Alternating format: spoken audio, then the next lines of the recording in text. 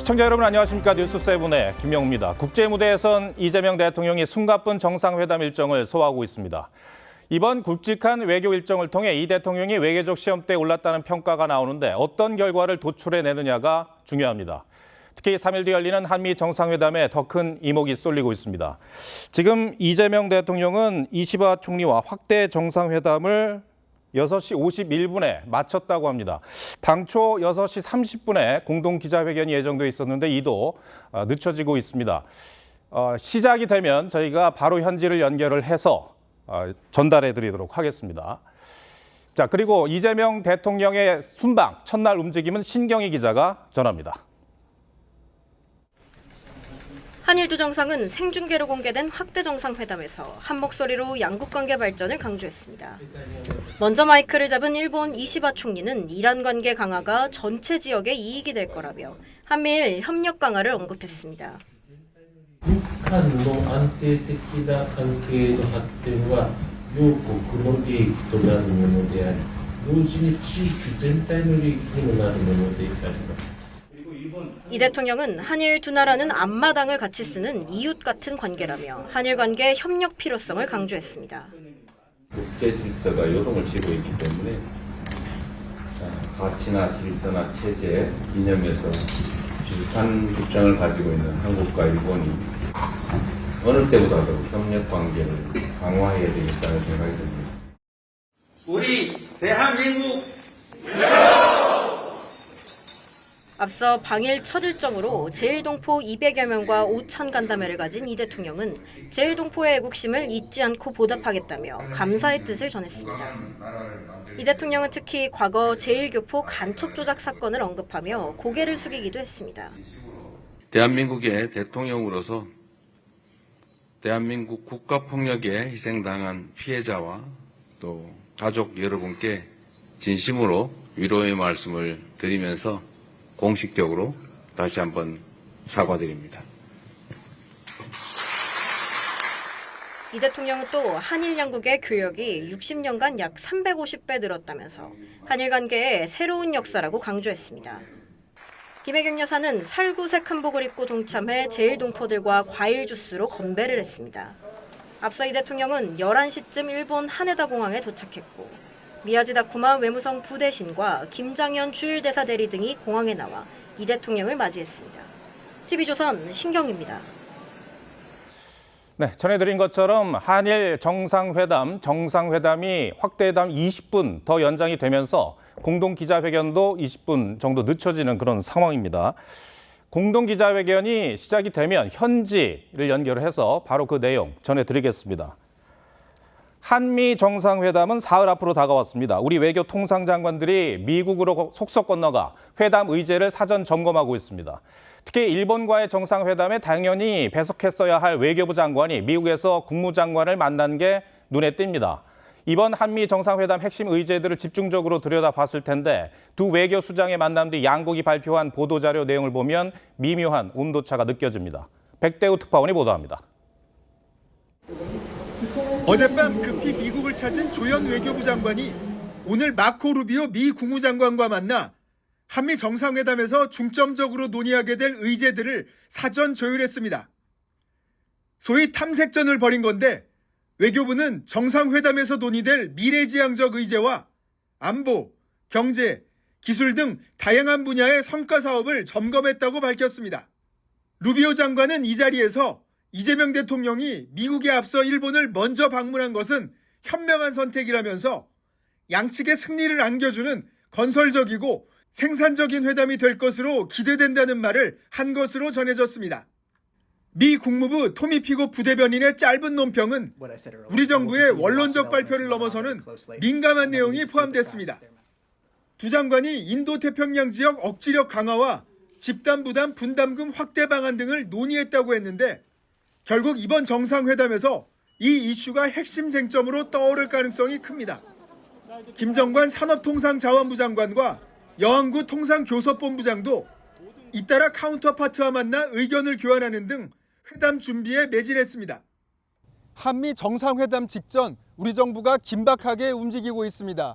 경제와 외교안보 등 쟁점 현안들이 상당한데 미국과의 격차를 얼마나 좁히느냐에 정상회담 성패가 달렸다는 관측입니다. 미국 워싱턴 DC에서 TV조선 백대호입니다. 네, 한미 간 동맹 현대화는 위성락 국가안보실장이 새로운 도전이라고 표현할 만큼 까다로운 협상 의제로 꼽히고 있습니다.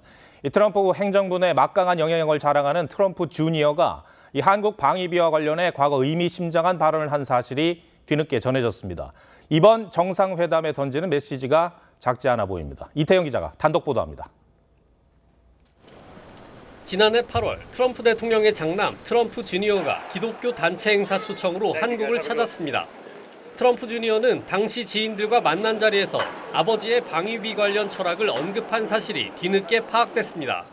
방위비 인상 요구는 다른 동맹국에게도 똑같이 적용되는 원칙이라며 한국은 이미 잘 사는 나라인데 미국 혼자 세계의 경찰을 맡아선 안 된다고 했다는 겁니다. 특히 한국이 동맹이라면 책임을 지고 세계 질서를 함께 이끌 리더가 돼야 한다는 말도 덧붙인 것으로 전해졌습니다. 한국의 더 많은 기여에 대한 트럼프 대통령의 요구와 일치하는 발언입니다. Country. I mean, South Korea is making a lot of money, and they're very good. They're very good, but you know, they should be paying for their own military.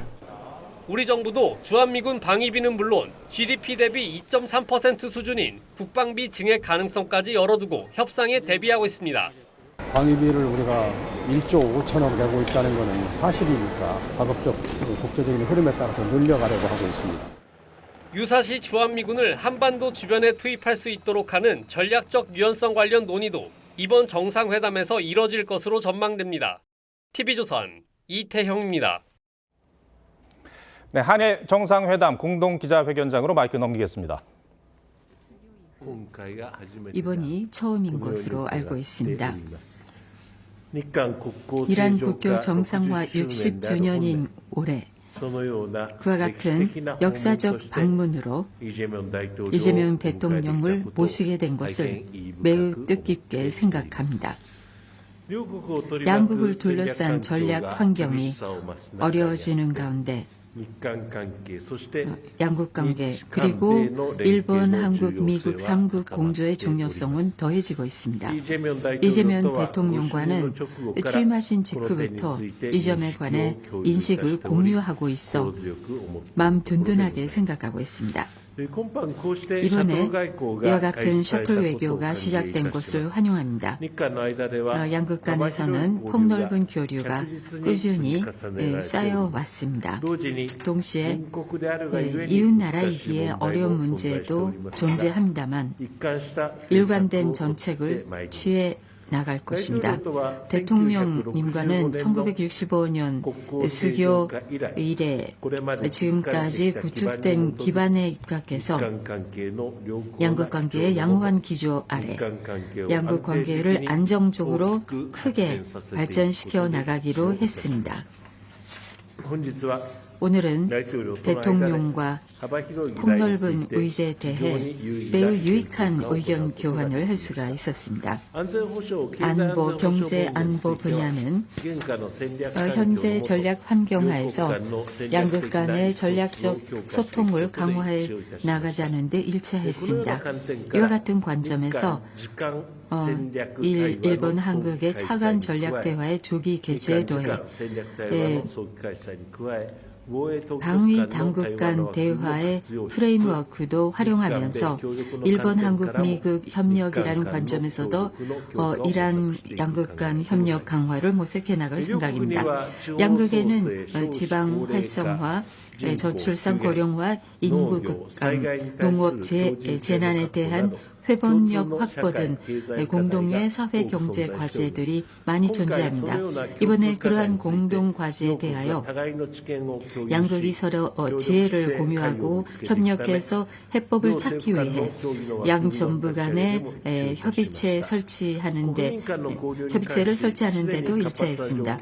군민 차원의 교류와 관련하여 이미 활발한 상황이긴 합니다만은 이번에 젊은 세대의 요구에 따라 양국 간 워킹 홀리데이 제도 확정이 결정된 것을 환영합니다.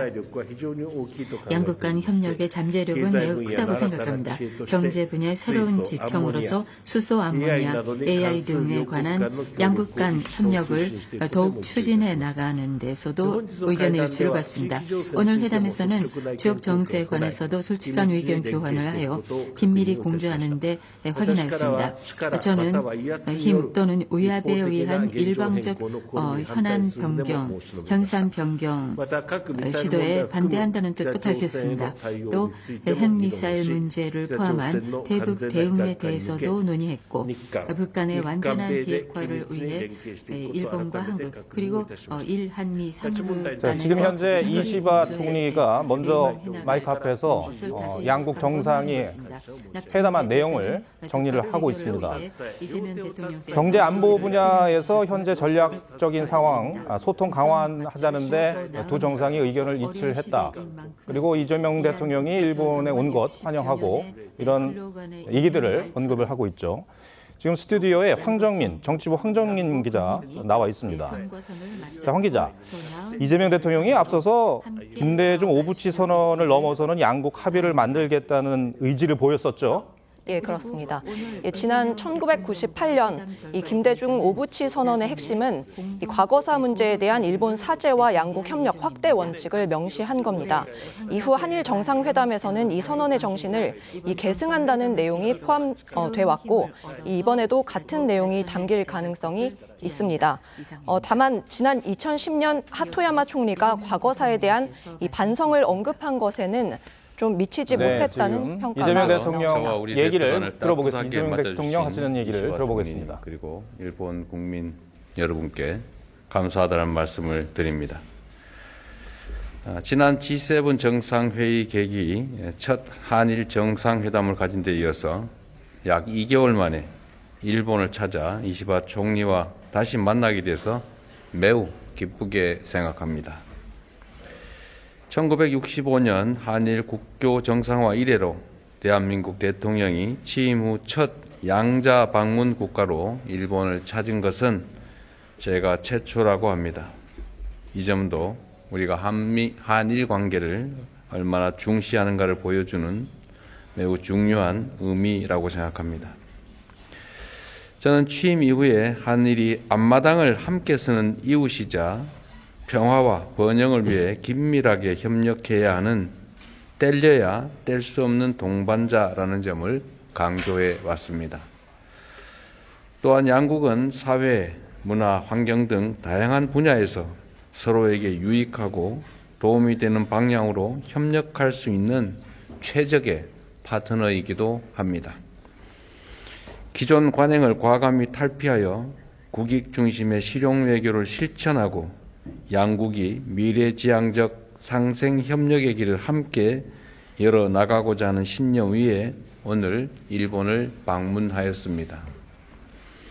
저와 이시바 총리는 오늘 정상회담을 통해 다양한 주제를 두고 허심탄회하게 논의했고 이를 정상회담 공동 결과 문서로 발표하기로 합의하였습니다.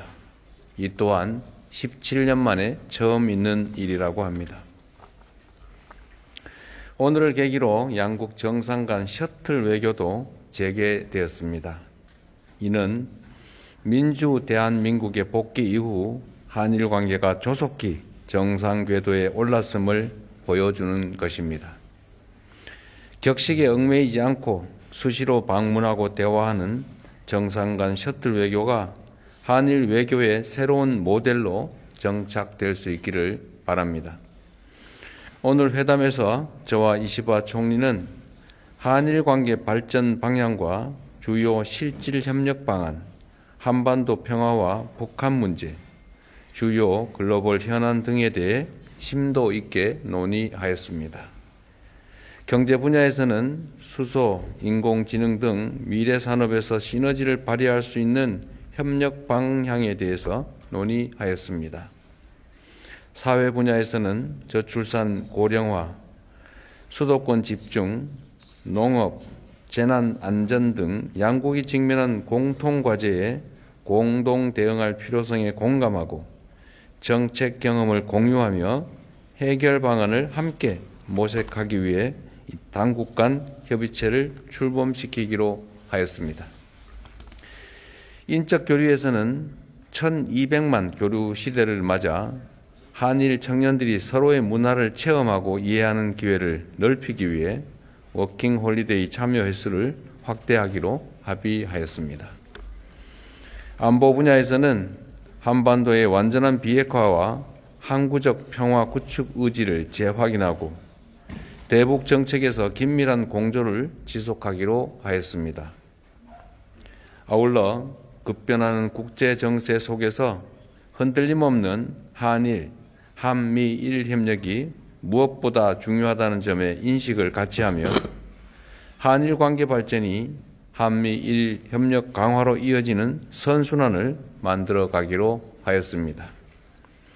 또한 저와 이시바 총리는 오는 10월 한국 경주에서 열리는 에이펙 정상회의와 일본이 의장국인 한일중 정상회의의 성공적 개최를 위해 긴밀히 협력해 나가기로 하였습니다. 오늘 정상회담을 통해 저와 이시바 총리 간의 유대와 신뢰가 강하게 형성된 것처럼 이번 일본 방문이 양국 간 그리고 양국 국민 간 진정한 신뢰를 쌓아가는 새로운 여정이 시작되기를 기대합니다. 감사합니다.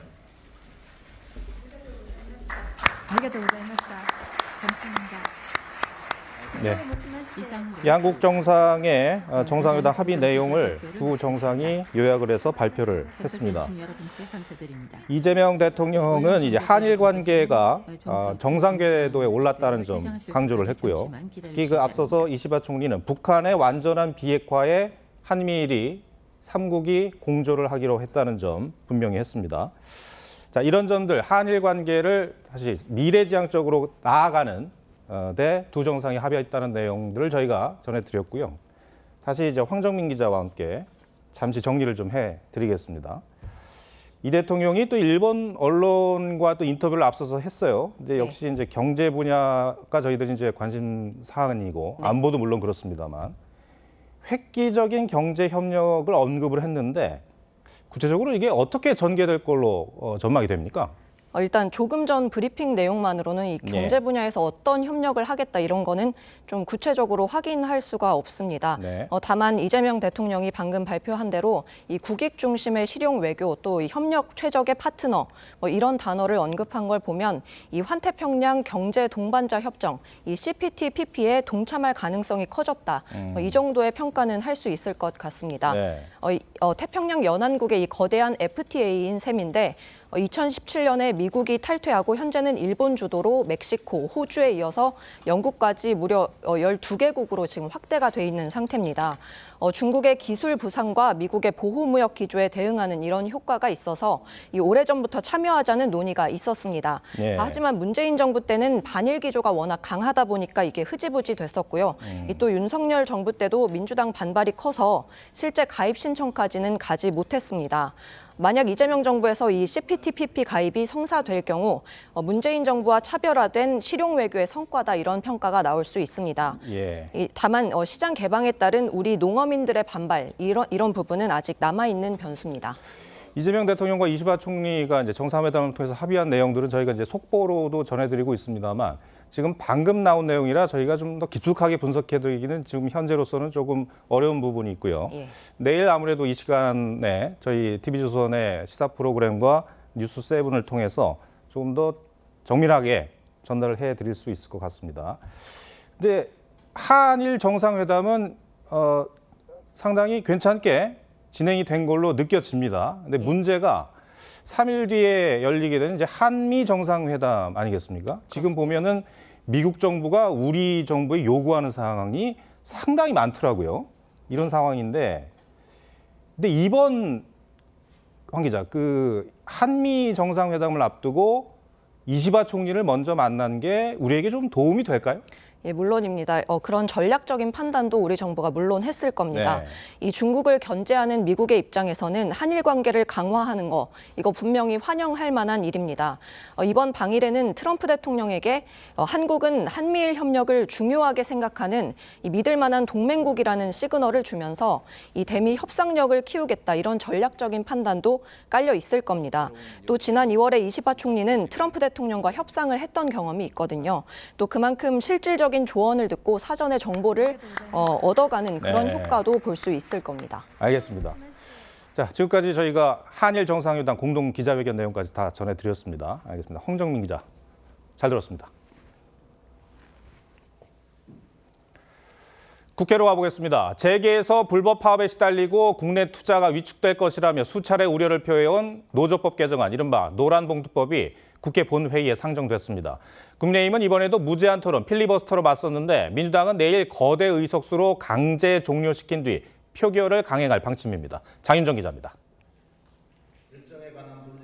오늘 본회의에 상정된 노조법 2, 3조 개정안, 이른바 노란봉투법은 파업 노동자에 대한 손해배상 책임을 사실상 제한하는 내용이 핵심입니다.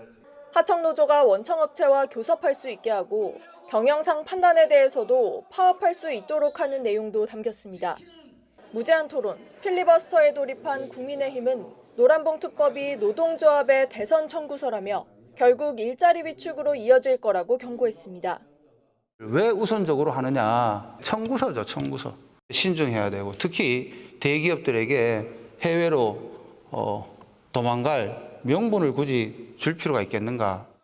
앞서 경제6단체가 산업생태계를 무너뜨릴 거라며 법안 수정과 시행 유예 등을 촉구하고 주한미국과 주한유럽상공회의소도 기업들의 해외 이탈을 우려하는 성명을 냈습니다. 사업 현장은 극도의 혼란 상태에 빠질 것으로 우려됩니다. 치열한 글로벌 경쟁에서 정상적으로 사업을 영위하기가 어렵습니다.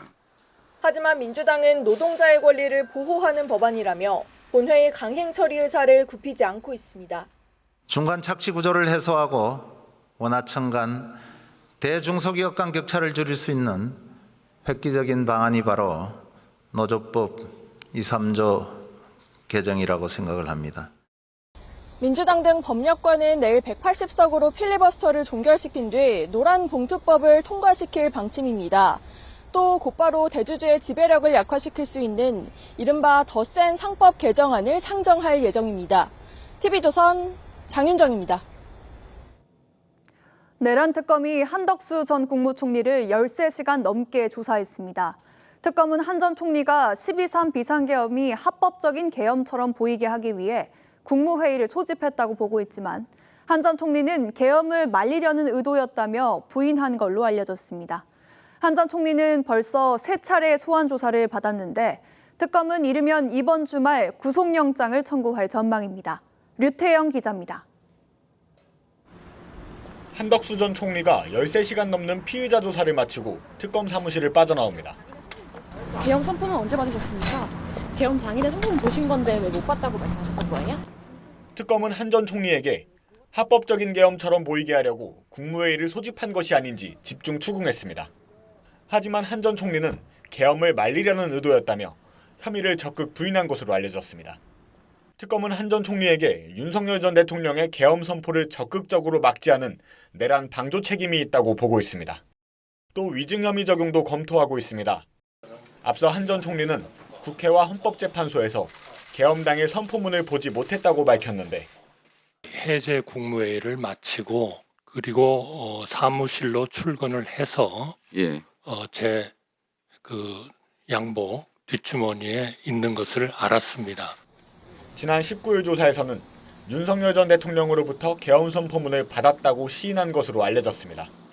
특검은 혐의가 중대하고 증거인멸 우려가 크다고 판단해 주말 안으로 구속영장 청구를 검토하고 있습니다. 구속영장이 청구될 경우 한 전 총리는 헌정사상 처음 구속영장 심사를 받는 전직 국무총리가 됩니다. TV조선 류태영입니다. 내란 특검은 오늘 김용현 전 국방장관의 측근으로 알려진 노상원 전 사령관을 불러 북한의 도발을 유도해 계엄의 정당성을 확보하려 했다는 이른바 북풍 공작 의혹을 집중 추궁했습니다. 이어서 조유진 기자입니다. 내란 특검은 12.3 비상계엄을 배후에서 설계했다는 의혹을 받는 노상원 전 정보사령관을 오전 10시 소환했습니다. 지난해 12월 경찰이 확보한 약 70쪽 분량의 노 전 사령관의 수첩에는 NLL 인근에서 북의 공격을 유도, 수거 대상, 오물풍선 등의 문구가 담겨 있었습니다. 특검은 노 전 사령관이 계엄 선포의 명분을 확보하기 위해 김용현 전 국방장관과 부품 공작을 구상한 것이 아닌지 의심하고 있습니다. 노 전 사령관은 그동안 관련 의혹에 대해 언급을 피했는데 수첩에 누구 사살하라고 썼으니까 앞서 수사기관에 자신의 수첩이 맞다고 인정한 것으로 확인됐습니다.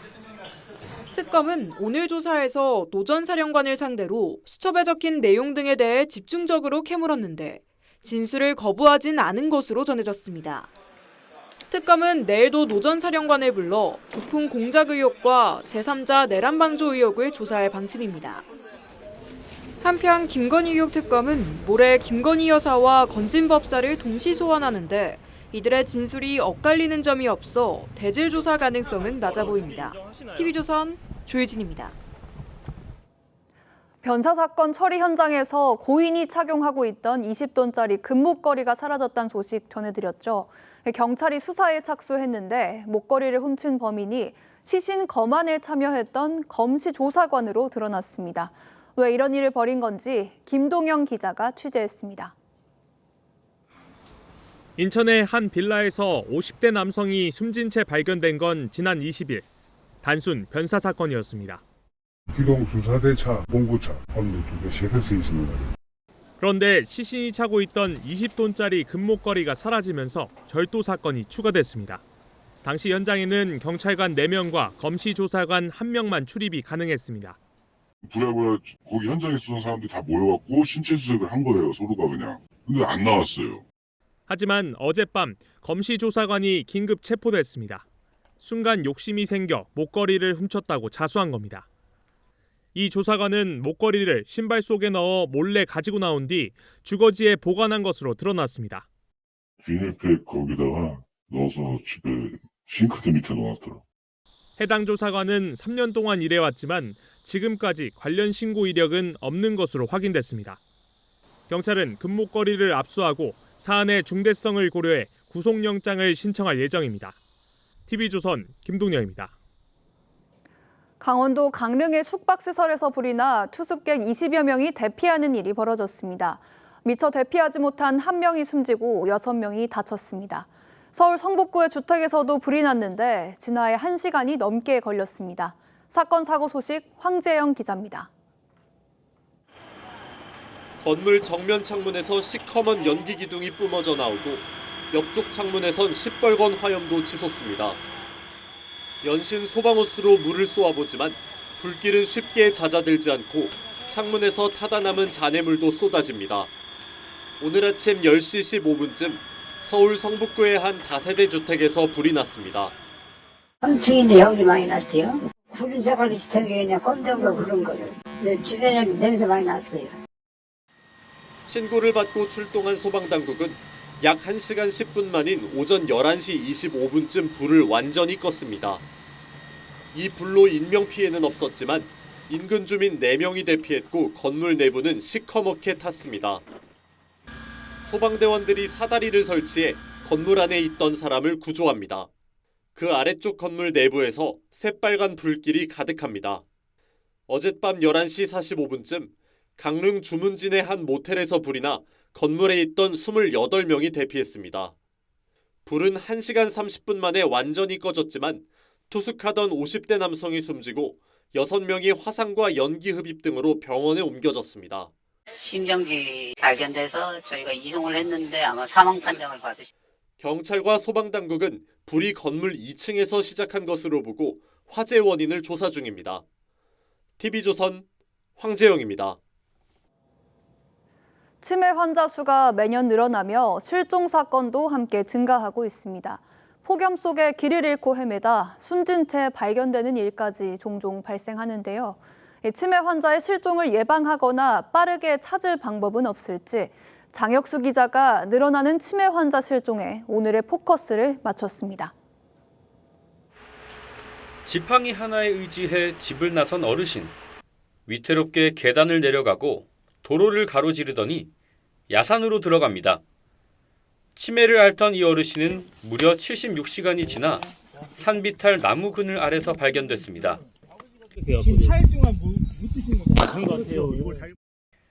대로변을 위험하게 배회하는 할머니. 순찰 중인 경찰관들이 발견해 인근 지구대로 데려갑니다. 병원에 가려고 나왔다는 치매 할머니는 가족의 품으로 무사히 돌아갔습니다. 하지만 지난달 제주에서는 치매 어르신이 집 근처에서 숨진 채 발견됐습니다. 초고령화로 치매 환자가 늘면서 최근 4년 새 치매 환자 실종 사고는 약 3,000건 늘었습니다. 치매 노인 실종 신고를 하면 관할 경찰청에서는 주민들에게 실종자를 찾는다는 문자를 전송합니다. 문자엔 실종자의 이름과 키와 몸무게, 복장 등의 인상착의 정보가 담겼습니다. 시민들의 제보가 실종자를 찾는 데 중요한 역할을 하지만 실제 찾는 비율은 15% 안팎에 불과합니다. 실종자가 이동하는 그 방향이나 어디 장소를 특정하기에는 많은 부분 제약이 있습니다. 많은 시민들의 제보가 필요로 한데 치매 환자 가족들은 언제 호련히 집을 나설지 불안하기만 합니다. 근데 혼자 계시는 시간에 갑자기 나가게 되는 거예요. 나가는데 집이 생각이 안 나는 거죠. 저 같은 경우는 이제 CCTV를 해놨거든요, 집 안에다가. 실종됐을 경우 위치를 파악할 수 있는 배회 감지기를 정부와 지자체가 보급하고 있지만 착용이 불편해 보급률은 한 자릿수에 불과합니다. 이 때문에 일부 지자체에서는 별도 예산을 투입해 옷이나 신발 깔창 등에 부착하는 위치 추적기까지 보급하고 있습니다. 지갑이나 이런 데 넣어서 휴대하기 편한 점도 있습니다. 기존 배회 감지기에 비해서 한번 충전했을 때 300일 정도 사용할 수 있는 장점이 있습니다. 치매 환자 100만 명 시대. 전문가들은 이런 해법을 제시합니다. 제도 급여 이런 것만으로는 안 되고요. 지역사회가 같이 치매 어르신들을 좀 돌보는 이렇게 공동체가 돼야 되는 거예요. TV조선 장혁수입니다. 올여름 전국 각지가 호우 피해로 복구가 한창이지만 강원도 강릉은 극심한 가뭄으로 비상이 걸렸습니다. 주상수원인 오봉저수지의 저수율이 역대 최저를 기록하면서 도시 전체가 수돗물 사용량을 절반으로 줄이는 등 제한급수에 들어갔는데요. 비상체제를 점검하며 기우제와 굿까지 지냈습니다. 이승훈 기자가 현장 취재했습니다. 전통 예복을 입은 사람들이 기우제를 지냅니다. 한쪽에선 무당이 버드나무에 물을 묻혀 하늘로 뿌리고 종이를 태워 하늘로 날립니다. 정성을 들여서 좀 비가 좀 왔으면 좋겠다는 마음에. 강릉은 최근 6개월 누적 강수량이 386mm로 평년의 절반도 안 됩니다. 상수원인 오봉저수지 저수율은 18.3%로 역대 최저치입니다. 강릉시는 지난 20일부터 각 가정에 보내는 수도를 절반가량 줄이는 제한급수에 들어갔습니다. 농사는 물론 생활용수도 모자른 상황. 물이 졸졸졸 나오니까 이 세탁기 물 쌓이는 시간도 굉장히 오래 걸리거든요. 물 부족 때문에 음식점과 학교 급식소 등 6,700여 곳에서는 접시 등 일회용품 사용이 한시적으로 허용됐습니다. 세탁소와 미용실 등 물 사용이 많은 업소에서는 영업이 중단될까 걱정입니다. 샴푸할 때 단수되면 물이 안 나오니까 아예 영업을 못하게 될까 봐. 소방서는 만일의 사태에 대비해 인접 지역까지 돌아다니며 물 확보에 나섰습니다. 화재 진압용으로 비상용수를 지금 확보하고 있는 상황입니다. 하지만 다음 주에도 강릉 지역에는 구름만 낀다는 예보만 있고 비 소식은 없습니다. 강릉시는 저수율이 15% 미만으로 떨어지면 농업용수 공급을 중단하고 가정용 수도도 75%까지 줄이는 등 비상체제를 한 단계 높일 방침입니다. TV조선 이승훈입니다. 이재명 대통령은 취임 전후로 줄곧 세금으로 집값을 잡지 않겠다고 강조했죠. 그런데 6.27 대출 규제 이후 얼어붙었던 부동산 시장이 다시 꿈틀대자 대통령실에서 집값을 잡기 위해서라면 세금을 활용할 수 있다는 얘기를 하면서 문재인 정부 시절 고강도 규제가 부활하는 거 아니냐는 관측이 나옵니다. 세금으로 집값을 잡을 수 있을지 경제부 이유경 기자와 따져보겠습니다. 자, 이 기자, 정부의 기조 변화 어디에서 느낄 수 있었나요? 네, 김용범 대통령실 정책실장이 최근 기자간담회에서 한 발언 때문인데요. 세금으로 집값을 잡지 않겠다는 기조가 이어지냐는 질문에 제일 센 대책을 안 쓴다고 했더니 투자하자고 한다던데 오산이라고 했습니다. 이 대통령이 후보 시절부터 강조했던 정책 기조를 뒤집은 것이라는 해석이 나오는데 당시 이 대통령의 발언 들어보시죠. 수요 과다로 집값이 오르면 세금으로 수요를 억압해서 가격 관리를 하는 게 아니라 공급을 늘려서 적정한 가격을 유지하도록 하겠습니다. 네, 김 실장은 이 말에 대해서도 세금을 활용해 집값을 잡는 상황까지 가지 않았으면 좋겠다는 뜻 아니겠냐고 했습니다. 그러면 상황 따라서 세금 카드도 쓸 수 있다는 건데 지금 부동산 시장 상황은 어떻습니까? 네, 서울의 아파트 값은 6.27 대책 직후에 5주 연속 이렇게 상승폭을 줄이다가 이번 달 첫째 주 들어서 다시 상승폭이 커졌습니다. 상승률은 둔화됐지만 공급 부족 우려로 상승세는 꺾지 못한 겁니다. 조만간 나올 공급 대책이 효과가 없다면 대출 규제보다 더 센 강도의 수요 억제책, 세금 카드를 쓸 수 있겠다는 걸로 볼 수 있습니다. 실제 세금 카드를 쓴다면 어떤 게 있을까요? 네, 부동산 관련 세금은 취득세와 보유세, 양도소득세 이렇게 세 가지로 볼 수 있습니다. 우선 보유세로 보면 당장 법을 고치지 않고도 주택 공시가격 현실화율을 올려서 실제 세금이 인상되도록 할 수 있습니다. 공시가격은 재산세와 종부세의 기준이 되죠. 문재인 정부 때 2030년까지 시세의 90%로 올리는 현실화 로드맵을 발표를 했다가 급격한 인상으로 보유세가 과도하다는 반발이 나왔었습니다. 윤석열 정부 들어서 이 로드맵을 폐지하고 69%로 적용해 왔는데 다시 올린다면 고급 주택의 보유세 부담이 크게 늘어날 수 있습니다. 이 양도세 중과도 시장에서 민감한 부분인데 부활할 가능성이 있을까요? 네, 양도소득세는 기본 세율이 6에서 45% 정도입니다. 문재인 정부 때 최고 세율을 75%까지 올렸었거든요. 다시 윤석열 정부 들어서 1년 단위로 유예를 해왔는데 내년에는 양도세 중과가 다시 부활할 가능성이 나오고 있습니다. 사실 문재인 정부 때는 부동산 정책을 28번을 내놓고도 집값 안정에 좀 실패를 했는데 이번에는 전망이 어떻습니까? 전문가들의 반응은 여전히 회의적입니다. 문재인 정부 때 온갖 대책을 내놓고도 워낙 금리가 낮은 상황에서 유동성이 넘쳐나서 집값이 올랐었거든요. 이번에도 금리 인하 기조의 공급 부족으로 세금으로 집값을 잡는 건 쉽지 않을 것이라는 분석이 나옵니다. 집값을 잡기 위한 수단으로 세금을 쓰면 실패할 수밖에 없다는 겁니다. 적정과세, 과세 형평 측면에서 맞지 않는 측면이 있다면 세금 제도를 개편해야 될 필요는 있겠으나 집값을 잡기 위한 목적으로 쓰는 것은 바람직하지는 않다라는. 구체적인 공급 대책이 나오지 않는다면 일시적인 안정은 가져오지만 재상승하는 그런 패턴이 반복될 가능성도 있다. 김용범 정책실장은 주택 공급 대책에 대해선 부처 간 협의가 마무리 단계에 있다며 탄탄한 안을 만들 것이라고 강조를 했습니다. 늦어도 다음 달 초쯤에는 추가 부동산 대책이 발표가 된다고 하죠. 어떤 내용이 담길지 지켜봐야겠습니다. 이 기자 잘 들었습니다.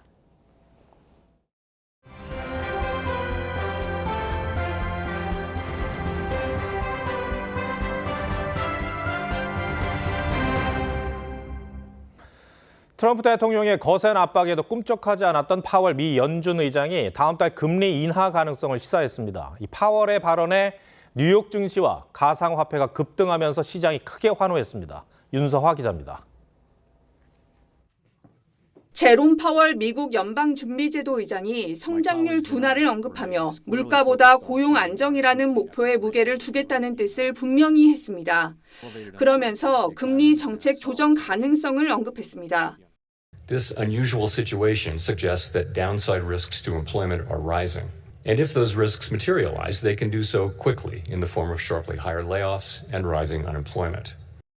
지난해 12월 이후 8달 연속 금리를 동결해온 연준이 입장을 뒤집은 겁니다. 이르면 다음 달 금리 인하 가능성을 내비친 것으로 해석됩니다. 다만 트럼프 대통령의 요구대로 0.5%포인트 낮추는 B컷 대신 경제 상황을 살피면서 0.25%씩 낮출 거란 관측이 나옵니다. 통화 완화 기대감이 커지면서 시장은 환호했습니다. 하락세를 보였던 S&P 500과 나스닥은 2% 가까이 올랐고 다우지수는 사상 최고치를 갈아치웠습니다. 파월 발언이 나오기 전 11만 2천 달러 아래로 떨어졌던 비트코인은 11만 7천 달러까지 뛰었고 이더리움은 10% 넘게 급등해 4년 만에 최고가를 경신했습니다. 미국의 금리 인하 시간표가 드러나면서 다음 주 금리 결정을 앞둔 한국은행의 추가 금리 인하가 가능할 거라는 목소리도 커지고 있습니다. TV조선 윤서입니다.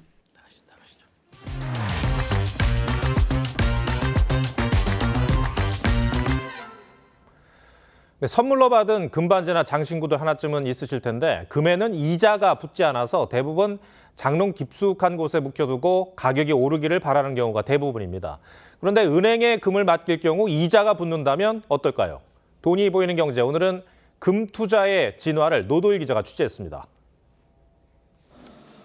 한 시중은행 창구를 찾은 회사원 김정환 씨. 자녀 돌잔치 때 선물 받은 금반지 등 집에 뒀던 금부치를 내놓습니다.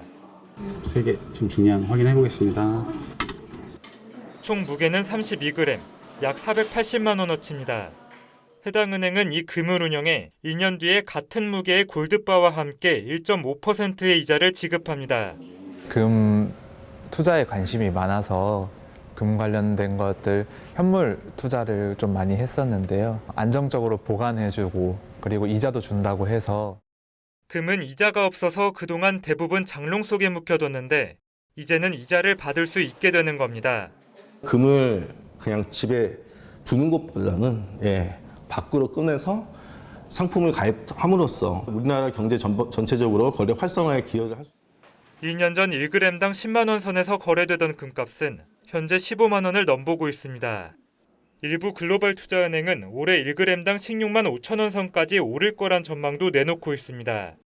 이 때문에 은행 골드뱅킹에 쌓인 돈은 지난해 말 7,800억 원에서 지난달 1조 1천억 원으로 3천억 원 넘게 급등했고 금 ETF 등에도 뭉칫돈이 몰리고 있습니다.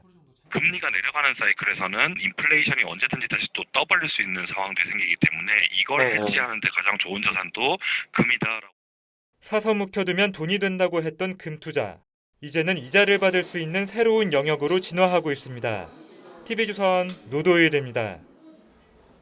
네, 정부가 친환경 자동차 지원 정책으로 전기차를 살 때 보조금을 주고 있습니다만 연간 전기차 보급률은 정부 목표치의 절반에도 미치지 못하고 있습니다. 주무부처인 환경부 장관조차 공무원들이 전기차를 안 탄다고 지적하고 나섰는데 원인과 대책은 뭔지 차정승 기자가 알아봤습니다. 김성태 씨는 전기차로 출퇴근하고 있습니다. 11년째 만족스럽게 타고 있지만 주변의 걱정 어린 시선을 받을 때도 있습니다. 화재율이 더 높은 것도 아니거든요. 전기차가 좀 위험하다는 좀 인식들이 많이 퍼지면서 전기차를 좀 꺼리지 않나. 국내 전기차 보급량은 2022년 16만 4천여 대에서 줄어들고 있는데 정부와 지자체의 보조금 지원에도 전기차 점유율은 3%에 머무르고 있습니다. 이러다 보니 환경부 공무원들도 전기차를 안 탄다는 말이 나올 정도인데 실제 지난해 전기차 보급은 정부 계획의 절반도 못 미쳤습니다.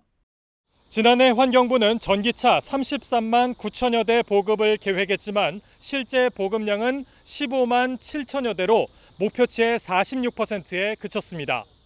내연차보다 비싼 차량 가격과 충전 인프라 부족, 이딴 화재 등이 원인으로 꼽히는데 지자체별로 보조금이 10배가량 차이 나는 점도 배경으로 꼽힙니다. 준중형 SUV의 경우 서울은 50만 원, 경주는 510만 원이 지급되는데 지자체의 재정 사정에 따라 보조금이 다른 상황입니다. 일일 생활권인 우리나라 같은 경우에 특정 지역에서만 운행이 잦다 이렇게 볼 수는 없거든요. 지자체 보조금 비율을 좀 더 낮추고 환경부의 보조금을 더 늘리는 이런 형식을 통해 가지고 편차를 줄일 필요성은 있습니다. 환경부는 수요가 많은 지역에 보조금을 우선 배정하고 보조금 단가도 400만 원까지 올리는 방안을 검토 중입니다. TV조선 차정승입니다. 휴전선을 침범한 북한군을 향해 우리 군이 경고 사격을 한 사실이 뒤늦게 공개됐습니다. 북한은 우리 군이 도발 행위를 했다면서 되레 반발하고 나섰는데 우리 정부가 잇따라 유화 메시지를 내고 있지만 북한의 반응은 냉랭한 듯합니다. 고희동 기자입니다. 북한군 일부가 중부전선 비무장지대 내 군사분계선 MDL을 침범한 건 지난 19일 오후 3시쯤입니다. 합참은 우리 군이 경고 사격을 하자 북한군이 되돌아갔다고 밝혔습니다. 북한이 오늘 이에 대한 반발 성명을 내자 합참은 뒤늦게 언론에 해당 사실을 공지했습니다. 북한인민군 총참모부 부총참모장은 국경을 영구적으로 봉쇄하기 위한 차단물 공사 중 우리 군이 10여 발의 경고 사격을 하는 엄중한 도발 행위를 했다며 공사 방해 행위가 지속되면 상응한 대응 조치를 취할 것이라고 했습니다. 북한은 지난해부터 군사분계선 인근에 철책을 설치하고 있는데 지난해 6월과 올해 4월에도 북한군 수십 명이 군사분계선을 넘어와 우리 군이 경고 사격을 했었습니다. 이재명 정부가 대북 확성기 철거 등 연일 대북 유화 메시지를 내고 있지만 북한은 아랑곳하지 않는 셈입니다. 김여정 부부장도 허망한 개꿈, 이 대통령은 역사의 흐름을 바꿀 위인이 아니라는 등 우리 정부를 향한 거친 비난을 이어왔습니다. 한국 정부가 어떤 형식으로든 대화를 추구한다고 하더라도 남북 간 단절은 바뀌지 않는 사실이다라는 것을 총격사실 공개를 통해서 다시 한번 확인하는 모습으로. 북한은 방어적 성격의 한미훈련에도 침략적인 실전 연습이란 비난 성명을 추가로 냈습니다. TV조선 고희동입니다. 트럼프 대통령이 러시아, 우크라이나 정상과 잇따라 만나며 휴전에 대한 기대감이 커졌지만 정작 푸틴과 젤렌스키 대통령은 신경전만 벌이고 있습니다. 실제 회담이 성사될 수 있을지, 만나더라도 합의에 도달할 수 있을지 안개 속입니다. 트럼프 대통령은 전쟁과 관련해 2주 안에 결정을 내리겠다며 러시아와 우크라이나의 정상회담이 성사되지 않으면 미국이 중재를 하지 않을 수도 있다고 압박했습니다. 이정민 기자입니다. 백악관 기자회견 직후 트럼프 대통령은 러시아와 우크라이나를 향해 경고장을 날렸습니다. 2주 안에 전쟁 관련 중대 결정을 할 거라며 두 정상 간 회담이 성사되지 않으면 미국이 중재에서 빠질 수 있다고 압박한 겁니다. In 2 weeks we'll know which way I'm going. And that's whether or not it's massive sanctions or massive tariffs or both. Or do we do nothing and say it's your fight? 최근 러시아의 우크라이나 공습에 미국 공장이 공격받은 데에도 불만을 표하면서 러시아가 끝까지 협상 테이블에 안 나오면 누구 책임인지 확인하겠다고도 했습니다. 러시아는 미러 관계 개선엔 긍정적이면서도 Приходом президента Трампа, я думаю, что свет в конце туннеля он все-таки замаячил, и вот сейчас у нас была очень хорошая. 우크라이나를 향해선 젤렌스키 대통령의 정당성 문제를 해결해야 한다며 임기 문제에 딴지를 걸었고 외신들도 젤렌스키 이름조차 부르지 않는 푸틴과 푸틴을 살인자라 비난하는 젤렌스키 사이의 경멸이 너무 깊다고 지적했습니다. 두 나라가 입장차를 못 좁히면서 일각에선 회담 무산 가능성까지 거론되고 있습니다. TV조선 이정민입니다.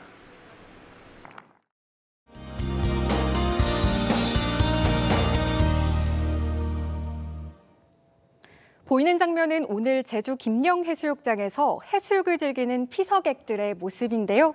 더위가 그친다는 절기처서에도 어김없이 무더위는 이어졌습니다. 전국 대부분 지역에 폭염특보가 발효된 가운데 모레까지는 최고 체감 온도 35도 안팎까지 오르겠습니다. 휴일인 내일 무더위 속 소나기 예보 들어있는데요. 내일 오전부터 저녁 사이 동쪽 지역을 중심으로 5에서 40mm의 소나기가 내리겠습니다. 내일 전국 하늘 구름만 가끔 지나겠습니다. 내일 아침 기온 서울 26도, 강릉과 부산이 27도로 열대야가 나타나겠고요. 내일 한낮 기온 서울 33도, 대전 35도, 대구 36도로 밤낮으로 덥겠습니다. 다음 주 월요일부터 더위를 주춤하게 만들 비 소식 들어있습니다. 날씨였습니다. 8월 23일 토요일 뉴스7 마치겠습니다. 시청해주셔서 고맙습니다.